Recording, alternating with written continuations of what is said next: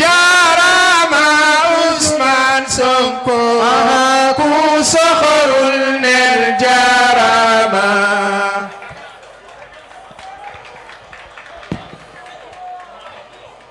A'udhu billahi minash shaitanir rajim.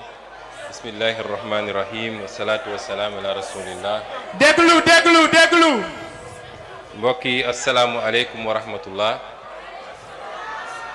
Je vais démarrer mon allocution en français pour permettre à son excellence monsieur l'ambassadeur d'en saisir le sens, mais également délivrer le message de son excellence monsieur le président de la République Bassirou Diomaye Diakhar Faye à l'ensemble de la communauté internationale. Je voudrais dire que nous n'avons pas été conviés à cette manifestation. La dernière fois, monsieur l'ambassadeur de Palestine est passé à mon bureau. Nous avons échangé et je le taquinais en disant qu'une manifestation avait été organisée l'avant-veille et nous l'avons appris bien après la manifestation. Il s'en était désolé et m'avait promis de me mettre en rapport avec le comité d'organisation. Et c'est hier soir seulement que j'ai vu les annonces de la tenue de cette manifestation. Et ce matin, j'ai appelé son Excellence, Monsieur le Président de la République, pour lui annoncer mon intention, même si je n'ai pas reçu d'invitation officielle, mais ce n'est pas une critique, rassurez-vous. En tout cas, mon intention d'être présent à cette manifestation. Le Président de la République m'a répondu dans ces termes. Il m'a dit qu'il faut impérativement que vous nous y représentiez et que notre statut de président du comité pour la défense des droits inaliénables du peuple palestinien ne doit pas se limiter seulement à des déclarations, mais doit se manifester également par des actions et une présence sur le terrain. Et donc je suis ici sur instruction de Monsieur le Président de la République. Je voudrais dire qu'on a suffisamment rappelé la position du Sénégal sur cette injustice que subit le peuple palestinien depuis les années 40. Le Sénégal a porté énormément d'initiatives. Je rappelle qu'en 1971, le président Léopold Sédar Senghor était à la tête d'une délégation composée du président Mobutu du Zaïre, du président Ahidjo du Cameroun et du président Goen du Nigeria. Immédiatement après la guerre des 6 jours, où toutes les initiatives de négociation avaient échoué, le président Senghor avait conduit une délégation qui s'est rendue en Israël, aux Palestine, avait discuté avec feu le président Yasser Arafat et la première ministre de l'époque, Golda Meir, laquelle initiative avait abouti presque à un accord sur le Golan, sur le Sinaï et sur la Cisjordanie. Il a été convenu que l'ambassadeur d'Israël allait, lors d'une allocution sur la tribune des Nations Unies, présenter cette solution africaine à l'initiative du Sénégal qui devait consacrer la paix définitive. Malheureusement, c'est 30 minutes avant cette allocution que l'ambassadeur d'Israël avait reçu un coup de fil de Golda Meir lui intimant l'ordre de renoncer à annoncer cette solution. C'est dire que la fourberie dont Israël a toujours fait preuve dans la gestion de ce dossier ne date pas d'aujourd'hui. Le Sénégal a continué et c'est ce qui a justifié en 1975, lors de la création de ce comité, que toutes les initiatives aient concouru à désigner le Sénégal comme président de ce comité, laquelle présidence est assurée par notre pays jusqu'au moment où je parle sous la direction du président Bassirou Diomaye Diakhar Faye. beaucoup d'initiatives ont été prises par le Sénégal et par tous les régimes successifs, jusqu'à la dernière qui avait abouti au vote d'une résolution en 2016, un des intervenants l'a rappelé, qui avait condamné Israël par rapport à l'extension de ses colonies sur les terres palestiniennes. Et donc, si aujourd'hui, le régime nouveau, sous la direction du président Diomaye Faye, décide de continuer cette œuvre, il ne fait que respecter une tradition. Mais ce qui sera nouveau, c'est que nous avons décidé d'aller au-delà des déclarations, des initiatives au niveau des Nations Unies, mais d'être très présents à côté de nos frères palestiniens pour mener ensemble ce combat. Monsieur l'ambassadeur, je vous disais dans mon bureau que je ne regarde plus les télévisions internationales parce que les images qui sont diffusées sur la Palestine me sont insupportables. Tout le peuple sénégalais, et j'allais dire toute l'Afrique, parce qu'il faut reconnaître que l'Afrique a toujours été au premier plan de ce combat. Aujourd'hui, à ma connaissance, il n'y a que 2 États africains, le Cameroun, je crois, et l'Érythrée, qui n'ont pas reconnu officiellement l'État de Palestine. Tous les autres États ont reconnu l'État de Palestine, ont été parmi les premiers à l'avoir reconnu. Nous sommes ici dans le cadre d'une manifestation de soutien au peuple palestinien. Et ce qui semble le plus visible, c'est que c'est l'aspect religieux. Cette religion que nous partageons avec la majorité du peuple palestinien. Je voudrais dire simplement que pour combattre une injustice, de tous ceux qui participent à un combat contre l'injustice, les motivations peuvent être plurielles. La motivation religieuse en est une, et ce qui semble être prégnant ici, dans cette assemblée. Mais on peut participer à un combat contre l'injustice pour d'autres raisons. Parce que simplement, on ne supporte pas l'injustice, indépendamment de ses croyances et de ses convictions. On peut y participer pour des raisons ethniques, des raisons familiales. On peut y participer pour des raisons géographiques. Mais on peut y participer simplement par humanisme.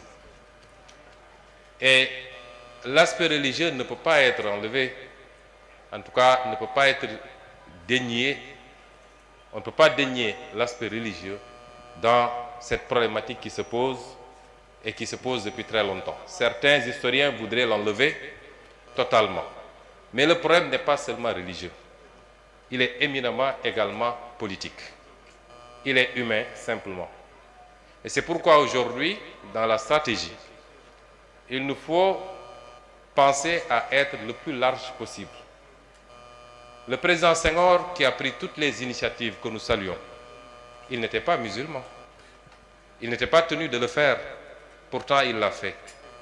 Et depuis que cette nouvelle crise a démarré, les actions les plus visibles, je parle des plus visibles, je ne sais pas ce que font les pays arabes, mais les actions les plus visibles ont été initiées par l'Afrique du Sud, qui compte 2% de musulmans. Les actions les plus visibles ont été initiées par les pays d'Amérique latine, allant jusqu'à rompre radicalement les relations diplomatiques et à considérer qu'il s'agissait de génocide et de crimes contre l'humanité. Là où beaucoup de pays considérés comme musulmans sont restés aphones. Et c'est pourquoi la dimension politique dans le combat que nous menons est extrêmement importante. J'irai même beaucoup plus loin, puisque il y a matière, certes quelquefois, à relativiser la dimension religieuse. Des personnes, des milliers de personnes de confession juive ont violemment manifesté contre l'extermination qui se passe actuellement en Palestine. Nous l'avons vu aux États-Unis, nous l'avons vu en France, et quelquefois même de temps en temps en Israël. Et donc il faut réunir tous ceux qui se disent non à cette injustice. La motivation des autorités israéliennes n'est pas forcément religieuse. Nous avons un Premier ministre dont le pouvoir aujourd'hui dépend de cette guerre. La survie politique dépend de cette guerre et qui est prêt à marcher sur des milliers de cadavres pour rester Premier ministre et pour ne pas faire face à la justice de son pays. C'est ça les motivations. Accompagné maintenant par des ultra-orthodoxes, entre guillemets, qui malheureusement ont conduit le monde et particulièrement la Palestine dans ce chaos que nous vivons. Mais ça interpelle également notre conscience à tous. Nous sommes dans un monde particulièrement hypocrite. Un monde de 2 poids, 2 mesures. Un monde où tous ceux qui nous chantent la démocratie et les droits de l'homme sont ceux aujourd'hui qui appuient Israël, qui l'arment, qui lui donnent les moyens d'envoyer des bombes sur des populations innocentes. Nous sommes dans un monde où les principes qu'on nous vend, qui sont décrétés à gauche, à droite, n'engagent que ceux qui y croient. Mais tout cela interpelle également enfin la conscience des musulmans que nous sommes, des Africains que nous sommes, des croyants que nous sommes, de comprendre que personne ne nous fera à notre place. Si on en est là, c'est lié à nos multiples divisions. Nous sommes incapables de parler d'une seule voix. Même si on nous laisse entre nous, nous sommes là à nous tirer dessus, à nous chamailler, partant de détails insignifiants.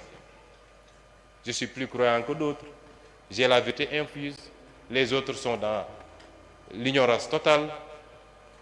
Nous devons distinguer les aspects culturels des aspects politiques de la démarche qui doit être la nôtre pour créer des blocs qui nous permettent de nous défendre.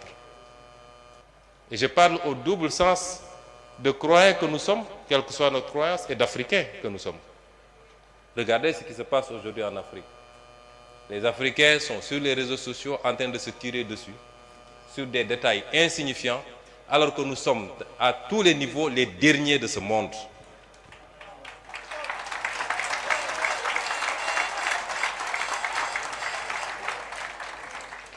Et pour les croyants, c'est la même chose.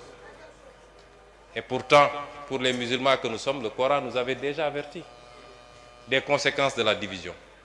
Chacun peut avoir sa façon de voir, qu'on soit sunnite, chia ou je ne sais pas, à l'intérieur des sunnis, qu'on soit orthodoxe, soufi ou tout ce qu'on veut dire. Mais politiquement, nous devons transcender ces questions-là si nous voulons compter dans le monde, si nous voulons faire face, si nous voulons exister, en tant que croyants, mais en tant qu'Africains également. Je parle dans les deux directions. Et ce qui arrive aujourd'hui à la Palestine, qui arrive ailleurs, parce qu'ailleurs aussi, il y a des musulmans qui sont martyrisés. Comme il y a dans d'autres zones du monde des personnes qui sont martyrisées parce que simplement elles sont chrétiennes, qui sont attaquées par des bandes armées qui se disent musulmans, qui ne le sont absolument pas parce que les musulmans ne se comportent pas comme ça. Mais si l'on veut faire face à toutes ces situations-là, il nous faut transcender nos petites différences. Le monde aujourd'hui fonctionne sur la base de la puissance et des blocs. Pourquoi le monde entier, le monde occidental entier, ne peut aujourd'hui, ne peut pas faire grand-chose face à Vladimir Poutine? Pourquoi? Parce qu'il y a la puissance. Pourquoi on ne le ferait pas par rapport ou vis-à-vis de la Chine? Parce qu'il y a la puissance. Nous ne pouvons pas être ce que nous sommes. Et quand on a les moyens d'aller vers la puissance, quelqu'un a parlé tout à l'heure, a fait la dichotomie entre les palais des pays musulmans et la rue. C'est peut-être vrai, mais il faut relativiser beaucoup de choses.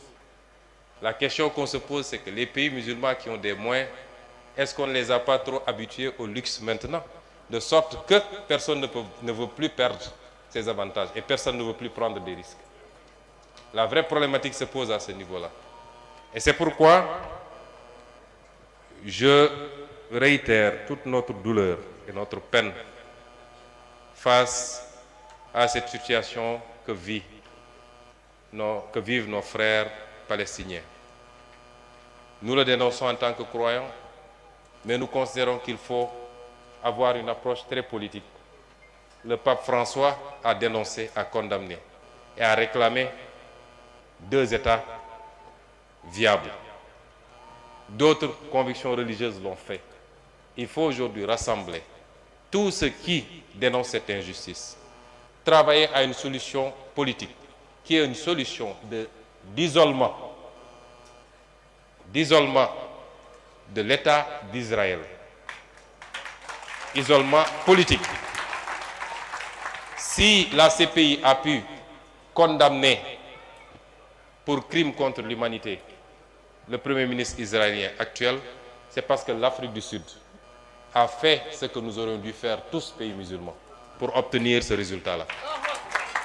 Donc soyons inclusifs dans le combat, ratissons le plus large possible et je pense que nous pourrions atteindre le résultat tant souhaité, qui est d'arrêter cette barbarie humaine, validée, cautionnée par certains pays occidentaux, pas tous. Nous avons reçu, le président de la République et moi-même, le Premier ministre espagnol avant-hier. Le Premier ministre espagnol et son gouvernement ont fermement condamné, et beaucoup d'autres gouvernements. mbokk yi ma tënk ci kàllaama wolof wax rek ni dama fay teew ci turu son excellence le président de la République. tey ci suba bi ma xëyee dama ko ne gis na ñu ne dañuy organiser benn manifestation boo xam ne dañuy jàppale suñuy mbokk Palestine ma ne ko nag